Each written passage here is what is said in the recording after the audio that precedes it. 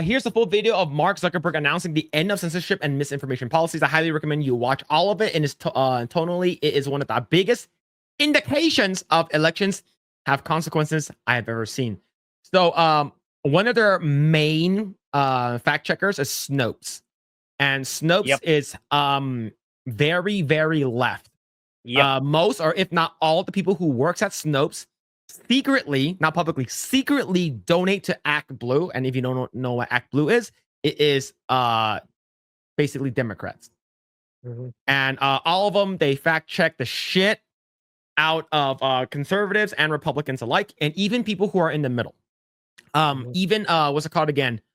Was it that bald black chick on the news that gets paid like $2 million? I think I forgot her name.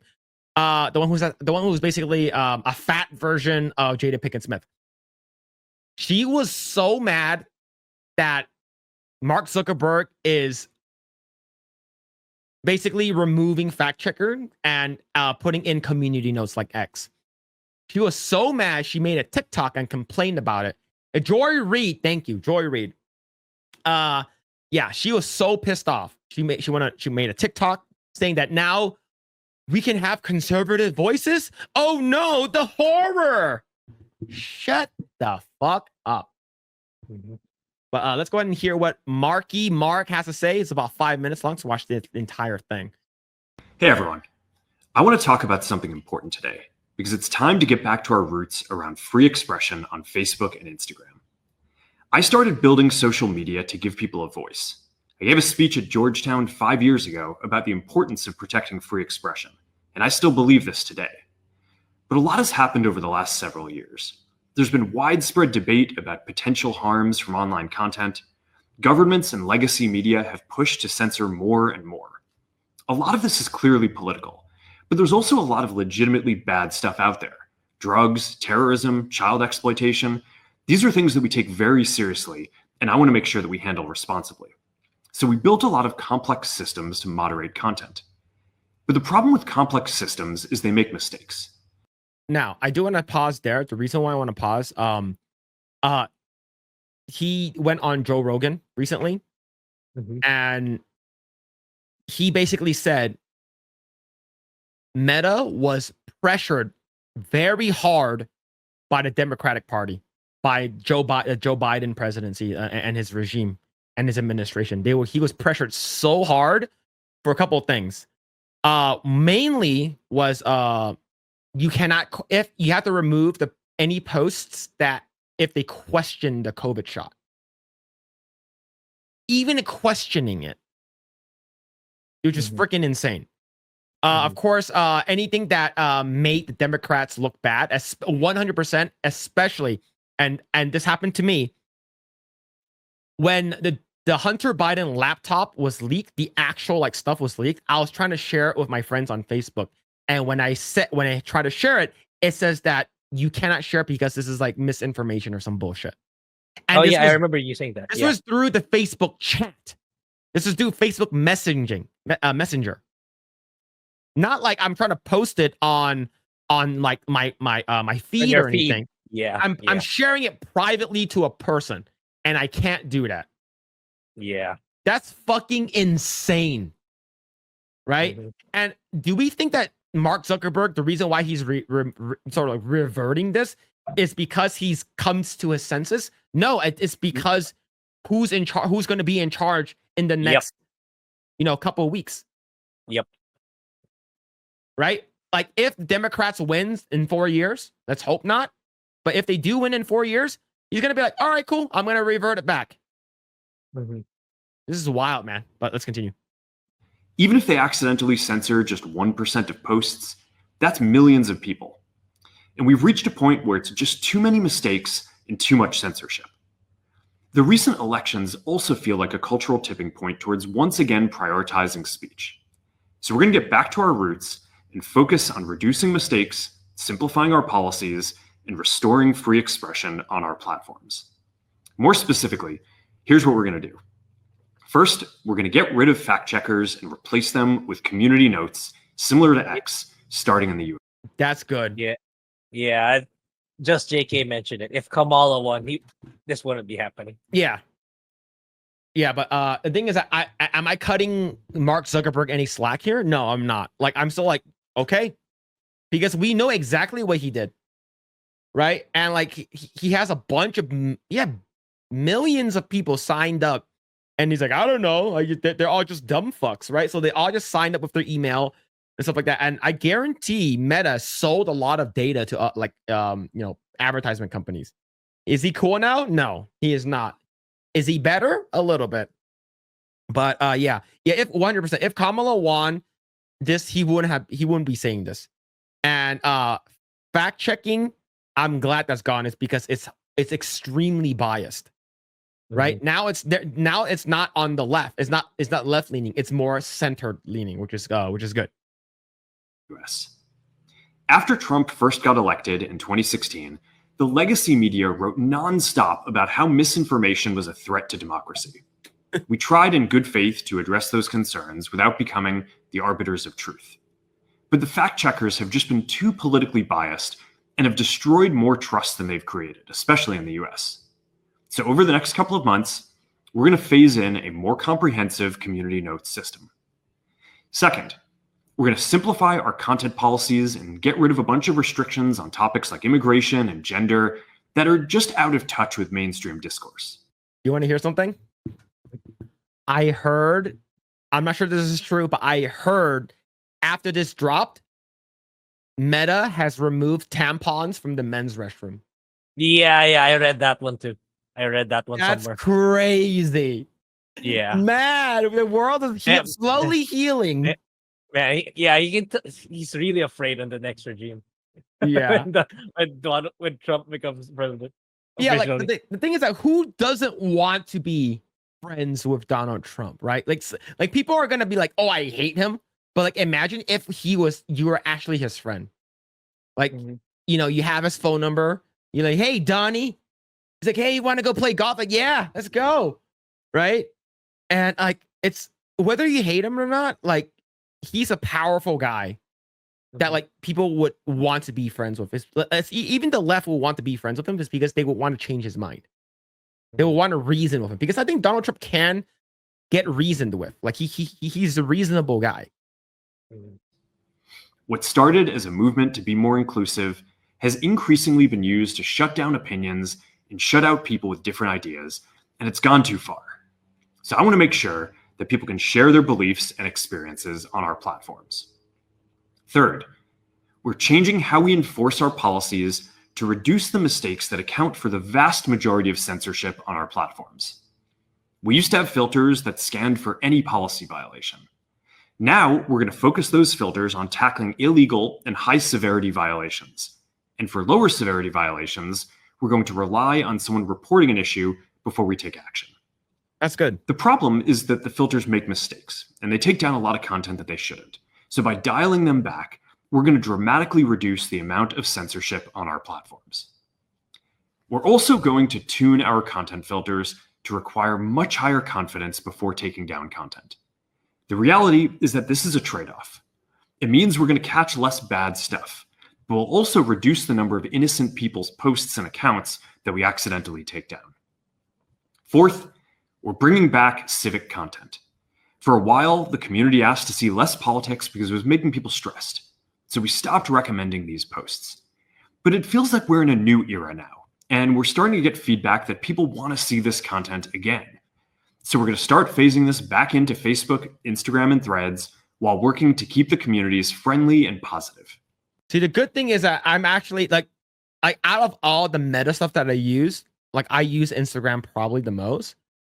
Is because I just all I do is watch reels and send stuff to each other. Like me and Steph from My Nerdy Home, we send each other so much racist stuff. It's fucking insane. Like I will wake up and I'll have like fucking like 30 like reels from her, all like fucking insanely racist. And it's not just racist to like one race, it's racist to everything, which is freaking hilarious.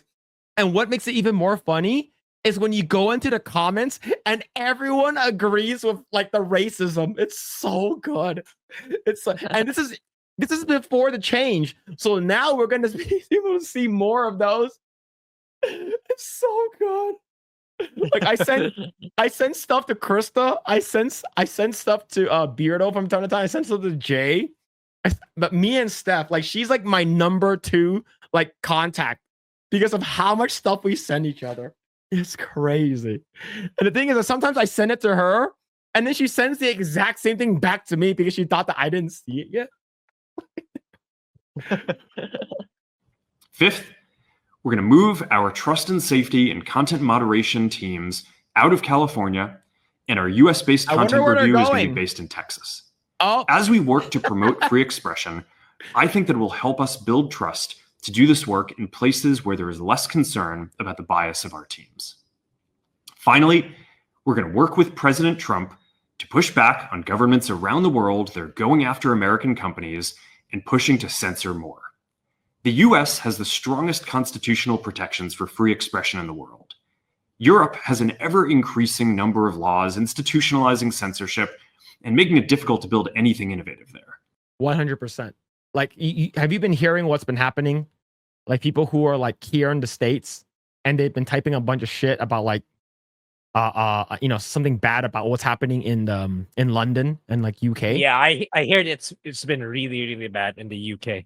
Yeah. Yeah. So like, if you type something bad, like the reason why, like there's a lot of knife stabbings and a lot of like, like a lot of like Muslim people like going over like bad. I'm talking about bad actors that are Muslim people, right? They're going over and they're like causing shit, and then like and there's a bunch of like illegals, and there's also like a bunch of like people who are like refugees or some asylums, right? Like they need like, oh, I need a safe haven or some shit, and they don't want to be racist towards them, so that you cannot say their race on like on the newspaper or on the news. It's because they don't want to feel like they're racist towards them, right? It's fucking insane. It's really, really stupid. So if you say something like, let's say if you are a citizen of the United Kingdom, you come over here and you say something really, really bad, or you say something, you speak your mind about like what's going on and how it shouldn't be. And if the government sees you, because they're monitoring that shit, that the UK government, once you go back over, you get jailed. Like I've seen like at least 4 or 5 people that this happened to, which is crazy. And those are the only ones that are reported. Latin American countries have secret courts that can order companies to quietly take things down. China has censored our apps from even working in the country. The only way that we can push back on this global trend is with the support of the US government. And that's why it's been so difficult over the past 4 years when even the US government has pushed for censorship. By going after us and other American companies, it has emboldened other governments to go even further. But now we have the opportunity to restore free expression, and I am excited to take it. It'll take time to get this right, and these are complex systems. They're never going to be perfect. There's also a lot of illegal stuff that we still need to work very hard to remove. But the bottom line is that after years of having our content moderation work focus primarily on removing content, it is time to focus on reducing mistakes, simplifying our systems, and getting back to our roots about giving people voice. I'm looking forward to this next chapter. Stay good out there, and more to come soon. He's basically saying that the past 4 years was fucked up because of Joe Biden. Yeah. Without saying it. He said it without saying it. Yeah. So, will this solve everything? No, but this is a very good step. And even though it's not genuine, right? People say, "Oh, you're just doing that because it's strong." Well, it's still a win. Like it's changing for the better, even though it's not genuine, in my opinion. Yeah. And one major thing is a lot of people left Facebook. Like they went over to X, right? Like this has been said multiple times already. Like when Joe Biden said that he's not going to be running for president, which media outlet covered it first? MSNBC, CNN, Fox? None of them. Where was it? Where was it advertised, or where was it told that he was not going to be running for president again? It was on X. That's how big X is now, and that's what Facebook used to be. Facebook used to be that, not anymore. With all the censorship, with all that kind of stuff, it's now he's like, oh, I want money. I want more people to come back now. He actually said the community notes like X. So I'm looking forward to this, but I want to read this article right over here because I think this is fucking hilarious. from CNBC. Facebook lifts restriction on calling women household objects and black people as farm equipment. I didn't even know that was a thing.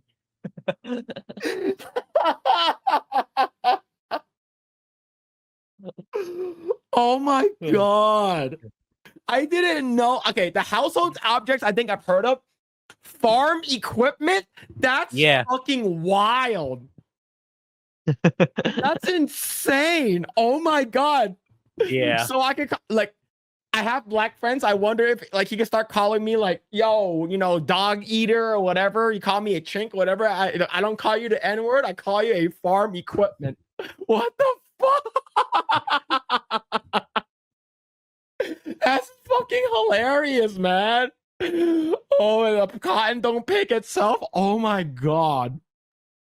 The Meta has announced key changes in the content moderation policies, including scrapping the third-party fact-checking program to replace it with the community notes program written by users. Facebook's parent company is even getting rid of restriction topics like immigration, gender identity, and gender that are subject of frequent political discourse. Yeah, you can actually say that if you are trans, you have a you have a mental disorder. You can actually say that now. Yeah, it's not right that things can be said on TV or the floor of Congress, but not on our platforms. These policies changes may take a few weeks to fully be implemented, said Joe Kaplan, Meta newly appointed Chief Global Affairs Officers in a blog post. Apart from this, Meta has been updated its hateful conduct policy by adding new types of content that users are now allowed to post on its platforms, effective immediately. I might try this out. I might reach out to some of my black friends and try this out. I might contact Ryan. Hey, Ryan. yo, Ryan. Yo, what up? What is allowed now? As per a section of the policy prohibiting such speech was crossed out, Meta users are now allowed to call women household objects or property or objects in general. People are allowed to call black people farm equipment, and transgender or non-binary people as it. Oh my god. That's crazy. This new section of the policy states that the company now allows allegations of mental illness or abnormality when based on gender or sexual orientation, given political and religious discourse about transgenderism and homosexuality and common non-serious usage like the words like weird. Oh yeah. Calling like a trans person or a non-binary person weird was considered like you will get banned for that, or they'll remove your post. Oh man. Other changes include removing content targeting a person or group based on their protected characteristics with claims that they have or spread the novel coronavirus. So people, okay. So basically, if you are my friend on Facebook, you can message me. It's like, bitch, why you have the Wuhan virus? Why did you give everyone the Kung flu? You fucking start spamming me with that shit. You could DM me. It's like, yo, bat eater? What, dog eater? Which one's better? According to reports, users may now get associate COVID-19 pandemic with Chinese people in the absence of this provision due to policy. But the thing is that you can't even use Facebook in China. Yeah. At least, but you can use it in Hong Kong. Now, I believe. Well, at least that's what Mark Zuckerberg said. Due to policy of hateful conduct, Meta is said to have brought in a provision wherein users get to argue for gender-based limitations of military, law enforcement, and teaching jobs. We also allow the same content based on sexual orientation when the content is based on religious belief, read the guidelines. The new guidelines further mention that people use sex or gender-exclusive language when discussing access to spaces often limited by sex or gender, such as access to bathrooms, specific schools, specific militaries, law enforcement, or teaching roles and health or support groups. Other times, they call for exclusion or use insulting language in the context of discussing political or religious topics, such as when discussing transgender rights, immigration, or homosexuality. Finally, sometimes people are cursed at the gender in the context of a romantic breakup. That's wild, man. But yeah, calling black people as farm equipment is the wildest shit I've ever seen. But Yeah. crazy. Try to check Ryan farm equipment. See what happens. How's my favorite farm equipment doing right now, man? How's everything? Oh shit, dude, this is crazy. Hey, man, this is a step in the right direction. You can't say the gamer word, but you can say this. This is pretty good. Thanks for checking out this segment of the Project Eggroll podcast. If you like what we do here, please like, share, subscribe, hit the notification bell, and you will know next time when we go live. We do go live every Saturday at 8 p.m. Once again, we are just getting started. Tons of more video to come. Thanks, and we'll see you guys next time.